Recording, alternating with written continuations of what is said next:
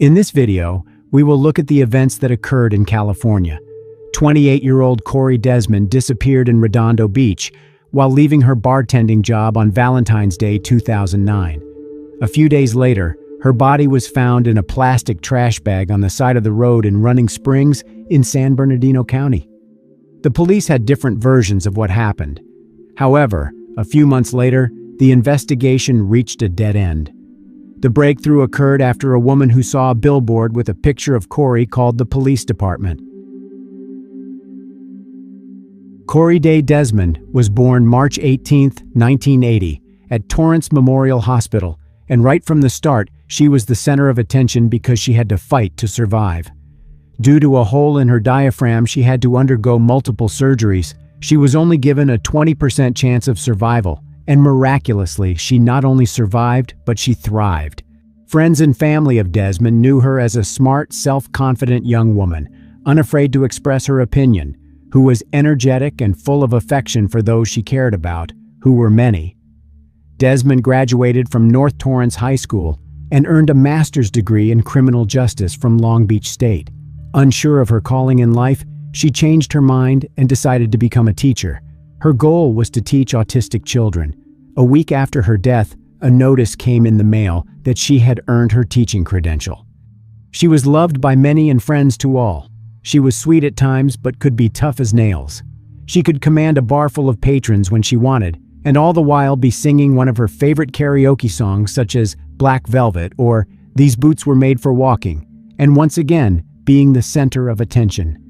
It was that secondary family that Cori acquired while working in those various establishments that kept her going back despite what her family wanted her to do. In 2009, Cori worked in a bar. On Saturday, February 14th, she had a shift that ended at 9:30 p.m. She then walked 2 blocks to the popular Bar Street Lounge. Many employees of this bar knew Cori, as she had friends working there. She was caught on surveillance cameras helping her friends at the bar. She left there only after closing, around 2 a.m. None of her friends saw her after that. On Monday, February 16th, at approximately 2:20 p.m., the San Bernardino County Sheriff's Office received a terrifying call. About 100 miles from the bar where people last saw Cori, the driver stopped to take snow chains off the wheels. The man felt a strong, unpleasant smell as soon as he exited the car. He thought the source of the stench was an animal that got hit by a car, but still decided to check. Not far from the car, he found something strange. He saw a black plastic garbage bag with a woman's body inside. The man ran out into the road in a panic, stopping cars and asking to call the police as his phone's battery was dead. They identified the victim by fingerprints and driver's license. It was 28-year-old Cori Desmond. Subjected to a brutal attack, the woman died from strangulation. She had a lot of bruises on her face and neck and injuries to the back of her head. Cori tried to fight back, as she had several defense wounds. Although unable to determine the exact time of death, the medical experts said Cori was on the street for about 36 hours before the man found her. Cori's pants were unbuttoned and pulled to her knees, but no signs of intimate contact were found. The first conclusion that investigators came to was that the place where the driver found Cori's body was not the place of her death. The criminal left her body by the side of the road, hoping it would take time to find it. Before the man found her body, the rain destroyed all possible evidence. Reporting bad news to the families of the dead or missing is perhaps the hardest thing in the work of a policeman. At that time, Cori was living with her grandmother. The news about the granddaughter's body found in a garbage bag shocked the woman, and this news was no less devastating for Mark, Cori's father. Mark knew perfectly well how the system worked. Sometimes the police delay the investigation for many months because they need a warrant to conduct searches, interrogations, and fingerprinting. There are cases when the time-consuming bureaucracy slows down the process of solving a crime. Therefore, Mark decided not to sit and wait for the police to find the person who deprived him of his daughter. He decided to act. He said love for his daughter gave him the strength to look for the criminal. Mark found Cori's Jeep Wrangler in an alley next to the bar where she worked. He also discovered that Cori disappeared on the night of February 15th, but unfortunately, no one knew about it. Grandma did not panic because Cori was already an adult and could stay overnight with a friend or friends. In addition, she often worked late into the night and came home when her grandmother was already asleep. Investigators went to the bar where Desmond worked to find possible witnesses or leads. They talked to other employees and learned that Cori finished her shift at 9:30 p.m. and then went to another bar. She often did that. Her friends worked at that bar, and Cori often visited them at the end of her shift. She helped at the bar or chatted with friends while sitting at the counter. Besides, it brought her extra tips. Bar visitors knew her face well, and many perceived Cori as another employee. Surveillance cameras confirmed the words of the visitors. They captured the girl helping her friends at the bar. Unfortunately, a bartender's job is not only to pour drinks and entertain the interlocutors. Sometimes, after drinking alcohol, some people stop controlling their emotions and their behavior becomes inappropriate. That evening, Cori was unlucky enough to meet such a person. According to eyewitnesses, she argued with some man who behaved provocatively. He bothered women and unceremoniously touched them, making unflattering compliments. While everyone was silent and did not dare to put this man in his place, Cori stood up for the bar's visitors. In other words, the girl explained to the man that he was not welcome there. The violent guest was furious, but still agreed to leave. Cori continued to help her friends and made drinks at the bar as if nothing had happened. That evening, she consumed alcohol, but it did not affect her behavior. After 2 a.m., she left the bar alone and planned to go home. But as we now know, a man found Cori's lifeless body 100 miles from the bar the next day. Mark gave the police all the information he could find. Through television, he appealed to everyone to report any crucial information for the investigation. Meanwhile, the police identified the man Cori quarreled with before her death. During a conversation with investigators, the man said he did not know who Cori Desmond was. However, he did not deny having a big fight with the girl in a bar on February 14th. The man said alcohol made him uncontrollable, confirming that they kicked him out of the bar. Right after that, he went home to sleep. The suspect denied any involvement in the crime. He agreed to take a polygraph test and let the police search his house and car. They carefully examined the suspect's car. After all, there could have been traces like bloodstains, hair, or something belonging to Cori. The car was dirty both inside and outside, and yet forensic experts did not find any evidence there. While searching the man's house, they found nothing indicating his involvement in the crime. The last hope of the investigators to catch the man in a lie was a polygraph test, but the man passed it without much difficulty, answering all the questions of the police. In addition, his wife confirmed that he came home before 2 a.m. and immediately went to bed. Cori left the bar around 2 a.m., which means this man was not involved in her death. Thus, the police excluded him from the list of suspects, but the problem was that they had no other persons of interest in this investigation. They studied Cori's personal life, trying to find out if she had enemies who could wish her harm. Investigators found out another strange detail. The owner of the bar where Cori worked said that that night, she came and asked for permission to use the toilet. But since the bar was closed, he refused the girl's request and advised her to go home. It was about 2:20 in the morning. What happened next remained a mystery because Cori never got in the car and did not go home. Investigators assumed that she had been abducted or assaulted near her place of work. However, the bar's surveillance cameras did not record this, and there were no witnesses on the street at such a late hour. At the time of Cori's death, her blood alcohol content was more than 4 times the legal limit for driving. It was unclear whether she planned to use her car or was looking for other ways to get home. Unfortunately, she did not meet anyone who would help her that night. A month later, the investigation reached a dead end. The police checked all the versions and clues but found no new suspects. Cori's father, Mark, wasn't going to give up. He rented 3 billboards on Artesia Boulevard in Redondo Beach. The billboards contained a photo of his daughter with the question, "Who killed Cori Desmond?" The man offered a $15,000 reward for any information helpful to the police. "I'm going to keep them up there to let people know the guy is still out there," Mark Desmond said. "Maybe it will save somebody." To some extent, this story is similar to the one of Alexandra Kemp. The latter's father, Roger, did everything to find the criminal, and billboards played a crucial role in solving the crime. If you haven't watched this story yet, click on the link at the end of this video. Information about Cori periodically appeared on 50 electronic billboards. Eventually, it brought results. In May 2009, the phone rang at the police station. A woman named Tiffany Ware saw one of the billboards with a photo of Cori. Thanks to this woman, the police were able to solve this case.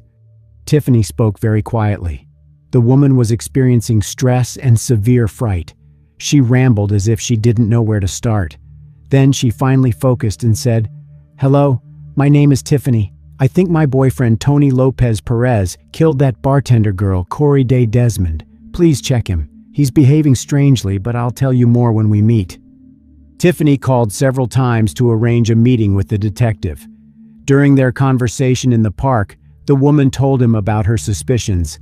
According to her, on February 14th, she and Tony planned a romantic Valentine's Day dinner. She spent the whole evening preparing for a date.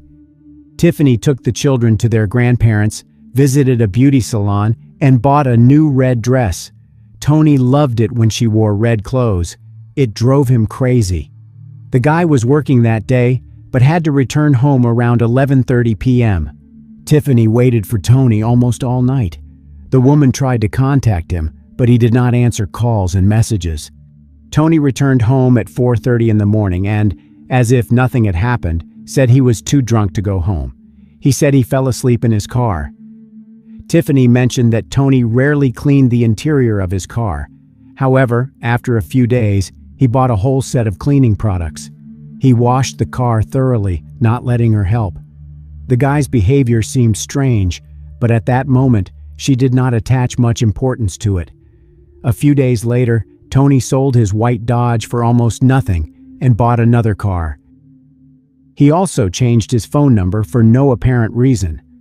A little later, they had a joint trip to Big Bear Lake. They chatted along the way, and everything seemed normal until Tony suddenly stopped the car on the side of the road. He turned to Tiffany and asked her, "Do you think this dead girl, what was her name, the bartender, was dumped here? I'm almost 100% sure that the police found her body here." Tony Lopez Perez and Tiffany Ware lived together for about 4 years. They had a 6-year-old son together, but they never married. He was a hardworking man and got along well with everyone. He has never had any problems with the law. Perez came from a large family with 8 siblings. His parents grew up in the LA area, and Perez attended high school in Manhattan Beach. Tony's absence on the day of Cori's death, cleaning the car and urgently selling it, a strange trip, and an equally strange comment about where the police found her body, a change of phone number, and odd behavior. Putting all these facts together, Tiffany realized that Tony could be the one who took the life of Cori Desmond. She didn't want to believe it. The investigators decided to talk to Tony and went to his house. To prevent him from suspecting anything, Tiffany agreed to play along with the police, not telling him anything about this conversation. It looked as if they were conducting a routine interview of people to find witnesses in the Cori Desmond case. Tony looked calm, like a person with nothing to hide. He wasn't nervous while answering all the questions. He said he didn't know her, mentioning he had only seen Cori in the newspapers. However, to arrest Tony Lopez Perez for taking the life of Cori, they needed hard evidence. Thus, the police found the new owner of the Dodge that Tony sold shortly after the news of Cori's death. The new owner confirmed that Tony sold him his car for a low price. He allowed the police to check the vehicle for any evidence. Tiffany said Tony cleaned the interior thoroughly before selling his car. However, when the experts applied luminol and used an ultraviolet lamp, it became evident why Tony Lopez Perez got rid of his car. The interior of the car lit up in bright blue. The police asked Tony to come to the police station. They didn't tell him anything about the find, so he wouldn't run away. At first, he claimed he had never seen Cori, but later changed his testimony, saying he saw her near the bar and whistled at her. As soon as the police noticed that the man was changing his testimony, they showed him photos of the car he had sold and said that they had found crucial evidence there. This time, Tony claimed to have seen Cori outside the bar. Standing under a street lamp, she suddenly lost consciousness and fell on the sidewalk. He tried to help her, but she did not regain consciousness. Then he started slapping Cori on the cheeks. Cori opened her eyes and started screaming. She told him to get out and asked him to let her go. According to Tony, he got scared, put his hands over her mouth, and accidentally strangled her. Fearing he would get blamed for Cori's death, he put her body in the back seat of his car and drove home. Perez said he woke up during the night and went outside to see if it was a nightmare. "I opened the door and it was not a nightmare," Perez told detectives. "It was true." Perez said he went back inside and tried to get some sleep. In the morning, he went to work with Desmond's body still in the back seat. At the end of the working day, he placed her body in 2 garbage bags, took it to a remote area, and left it next to the side of the road. According to Tony's story, what he did to Cori was an accident. He claimed that he was drunk and scared. He accidentally strangled her in a state of panic, but Cori's injuries suggested otherwise. She had severe injuries on the back of her head, bruises on her face and neck, and defense wounds on her hands. Moreover, Cori's pants were down to her knees. Tony Perez was arrested and charged with first-degree deprivation of life. The next day, he showed the police where he dumped Cori's body. In addition to Tony's confession, they now had the results of DNA tests. Cori's blood matched the blood found in the car that Tony sold immediately after committing the crime. At the 2011 trial, Coroner Jack Sheridan testified to the multiple contusions to the victim's head, the evidence of strangulation, and the blunt force trauma to her face. Sheridan also said she had scratches on her body that suggested the criminal dragged her after her death. Based on Cori's injuries, prosecutors said Perez assaulted her and tried to force her into intimacy in the early morning of February 15, 2009. Cori resisted. Unable to get what he wanted, Perez strangled her. Tiffany Ware testified during the trial. She told the San Bernardino County jury that her former boyfriend, Tony Lopez Perez, had an insatiable appetite for sex in January and February 2009. Even though they were making love almost every day, Ware said Perez was still not satisfied. Tiffany also told the court that Tony had twice engaged in intimacy with her against her will. It happened after the birth of their son and with an interval of about a month. Both incidents occurred when she was fast asleep on the couch after taking painkillers due to severe back pain. Perez, who chose not to testify at the trial, made his first statements to the court during his sentencing. He said he was taught to love and respect those around him, but that he veered off course at times. "I forgot the key lessons I was taught about in life, which make me a man, a father, a loving uncle to many, and a responsible person who supports his family that I so love," Perez said. "In the end, I fell short." He generally stuck to the story his attorney Andrew Hanel presented at the trial, that he was scared and didn't mean to hurt Desmond. Hanel argued to a jury of 6 men and 6 women that Perez found her passed out on the sidewalk. He said he tried to calm her down and didn't mean to kill her. "I should have thought before acting," Perez said. "I should have stepped back and cleared my head. Fear took over. I was so scared, so careless." Cori's father, Mark Desmond, said his daughter had a beautiful future ahead of her before her life was cut short at the age of 28. Tony Perez should live the rest of his miserable life knowing he killed his own children's hopes and dreams at the same time he was killing Cori, her father said. He embodies all the characteristics that women in society fear. Just before sentencing, Perez asked God and the court to show him mercy. "My very deepest apologies to the Desmond family and to my own family. I have brought such hurt and sorrow to the Desmonds that will forever shape their life. I hope he never gets out in the street again," said Desmond's grandmother, Beverly. "I hope he suffers as much as she suffered."